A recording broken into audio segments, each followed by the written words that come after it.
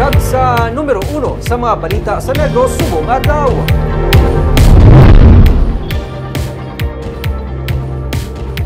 Kung magabot ang tion nga kinahanglan ang liwat nga paggamit sa face mask, ini ang ipatuman.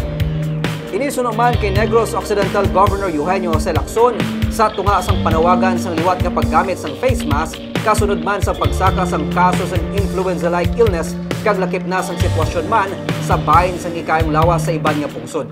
Sa karon suno kay Lacson, ginahulat ang abiso sa Department of Health angot sa walking pneumonia kag humalin pa man sadto ang probinsya ang nagapatuman sang tikang santo sa ginapagwa nga pagsulundan. Ang DOH sang Miyerkules ang nagreport sang 4 ka mga kumpirmado nga kaso sang walking pneumonia nga kabahin sang na-record nga influenza-like illness nga mga kaso as of November 25. Hindi ini bago nga pathogen suno sa DOH kag ining na-detect na sa mga previous local cases. Ang mga kabataan nga apektado sini nga pneumonia ang wala sang tuman nga ginabatsyag nga nagaresulta sang hindi nila pagkabangon. Rason nga ginatawag ini nga walking pneumonia.